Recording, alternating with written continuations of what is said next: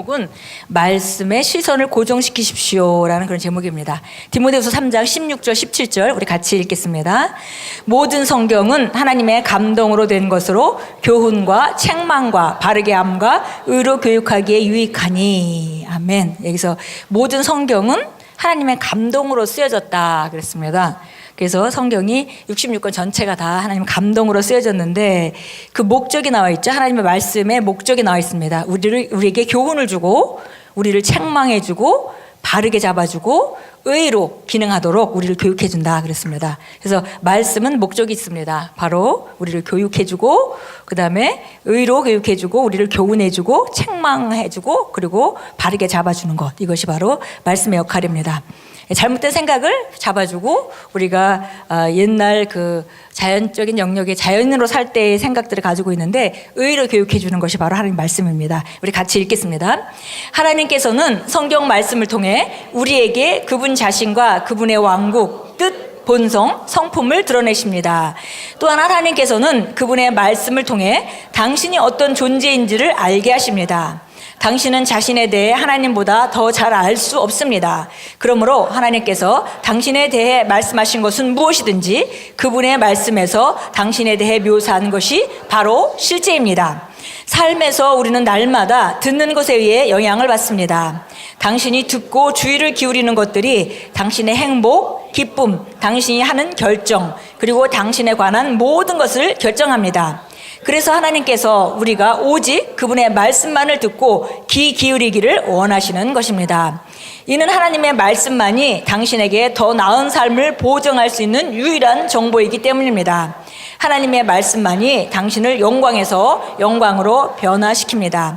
성경은 말씀합니다. 우리가 다 수건을 벗은 얼굴로 거울을 보는 것 같이 주의 영광을 보매 그와 같은 형상으로 변화하여 영광에서 영광에 이르니 곧 주의 영으로 말미암음이니라. 할렐루야. 예, 여기 보니까 우리가 항상 듣는 것이 내 인생을 결정한다 그랬습니다. 그런데 특별히 우리가 인생이 진보하려면 하나님의 말씀만이 우리를 더 나은 삶으로 보증해 준다. 그리고 그것은 유일한 우리에게 주신 정보다 이렇게 얘기했습니다. 그래서 말씀만이 우리를 영광에서 영광으로 변화시킵니다.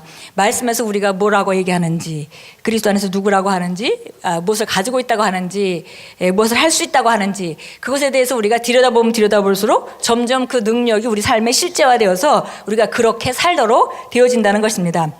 그래서 우리가 이제 고백 기도를 많이 하는데요.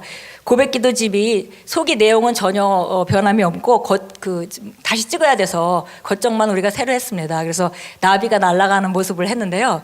자세히 보시면 그냥 얼뜻 보면 안 보입니다. 자세히 보시면 뒤에 뒷장부터 애벌레가 점점점 발전해서 나비로 변화돼서 그 날아가는 모습으로 이렇게 표현이 되어 있고요.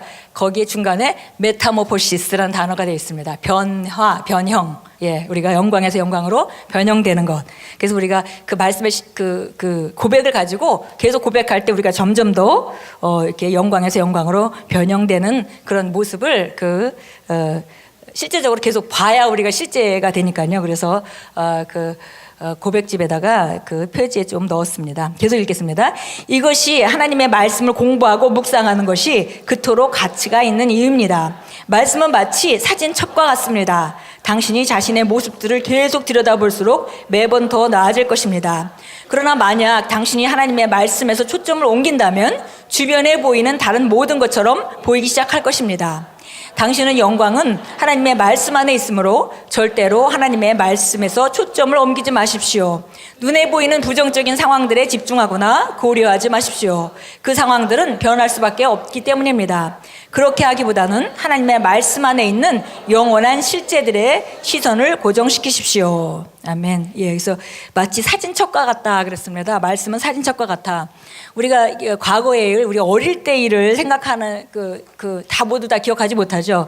근데 사진 찍어 놓은 게 있어서 그 사진을 보게 되면 우리가 그 모습을 항상 불러일으킬 수가 있습니다. 그와 마찬가지로 우리가 하나님의 말씀이 말하는 내가 누구인지 그것이 바로 우리 삶을 말해주는 것이고 그게 나의 실제입니다. 그래서 우리가 그 말씀에 집중할 때 바로 점점 그런 삶을 살게 되는데 우리가 말씀에서 눈을 띄는 순간 자연적인 영역, 감각적인 영역의 삶들이 감각으로 너무 진하게 다가오기 시작하고 그러면 우리가 실제는 놓쳐버리게 됩니다. 그래서 하나님 말씀에 바로 영광이 있기 때문에 그 말씀에 우리가 집중해라 이렇게 말씀했습니다. 오늘 참고 성경 구절은 골로새 3장 16절 제가 읽겠습니다. 그리스도의 말씀이 모든 지혜로 너희 안에 풍성히 거하게 하되 시와 찬송과 영적인 노래로 서로 가르치고 권면하여 너희 마음속에서 은혜로 주께 노래하고. 그래서 하나님의 말씀이 우리 안에 풍성히 거할 때, 그리고 그것을 가지고 찬양하고 노래하고 서로 주고받고 하나님께 노래하고 할 때 우리가 점점 하나님 주신 삶이 실제로 나타나게 됩니다. 야고보서 1장 22절부터 25절 말씀 나와 있는데요, 제가 읽겠습니다. 그러나 너희는 말씀을 듣기만 하는 자가 되고 단순히 말씀을 듣기만 하는 자가 되어 단순히 듣기만 하는 자가 되어 자신을 속이지 말라.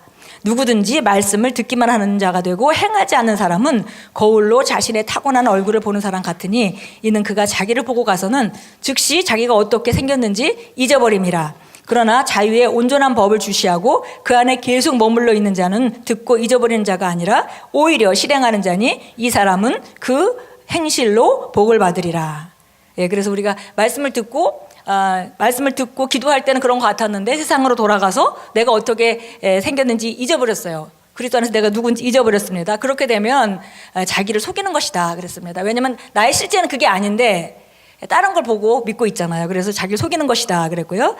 그런데 오히려 정말 자유롭게 온전한 법을 주시하고 그 행하는 사람들은 바로 그 안에 계속 머물러 있게 된다. 본대로, 말씀에서 본대로 내가 일상생활에 돌아가서도 그렇게 생각하고 그렇게 말하고 그렇게 행동하게 되면 그 행실로 말미암아서 실제적인 삶의 실제가 나타나게 된다. 그 행실로 복을 받으리라 이렇게 말했습니다.